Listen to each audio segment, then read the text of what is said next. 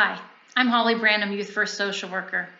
Here are some thoughts for parenting during this pandemic and giving yourself and your kids some grace. Right now, we are all experiencing change and loss of some kind.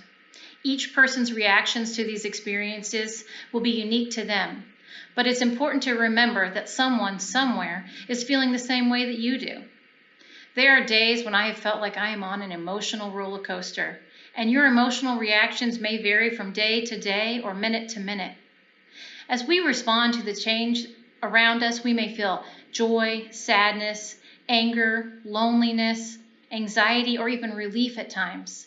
There may be times when we can't quite put our finger on how we're feeling, or we might look back on a previous reaction and know we weren't quite ourselves. Our children are also feeling this wave of emotions as they navigate this new world around them, and may be just as surprised as you are at the intensity of their emotions.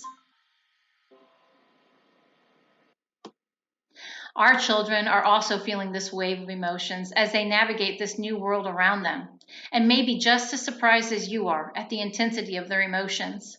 Children may not have the words to clearly express how they feel. Previously calm children might begin to throw temper tantrums or lash out. They may cry when they look at a picture of a friend or a loved one that they haven't seen in a while, or simply cry because you ran out of their favorite cereal. For some people, those emotional reactions may be a physical response. We might notice that we aren't sleeping as well. I know I'm not. Or we might be eating more. Kids might regress in their behavior, or you might find that previously independent children have become extra clingy. For my daughter, who has a stutter that was nearly gone, we've seen it return in full force.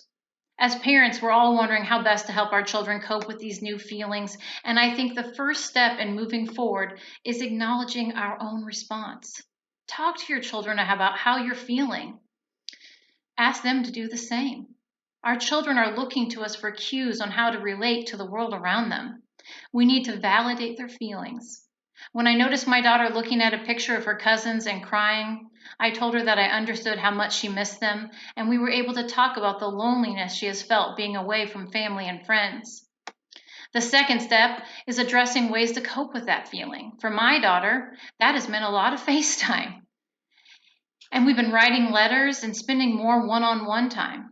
For a child expressing a lot of frustration or anxiety, that might mean talking through all that's going on around us, addressing their fears, and then identifying areas of their life that they have control of. It might mean finding ways to express those feelings in productive ways, like playing soccer in the yard or going for a walk. They could also try creative pursuits like journaling, music, painting, or challenge themselves to learn something new. Teaching our children how to manage their feelings now is going to help them navigate difficult life events in the future.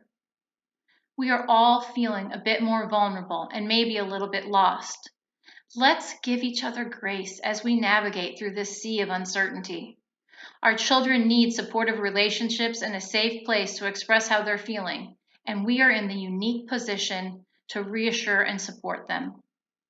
So the next time there is a meltdown over a glass of spilled juice, or the kids are tackling each other in the other room, remember that you are blessed to be their safe place.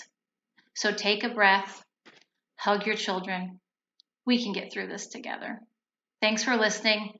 Youth First strives to strengthen kids and families, and we're always here to help.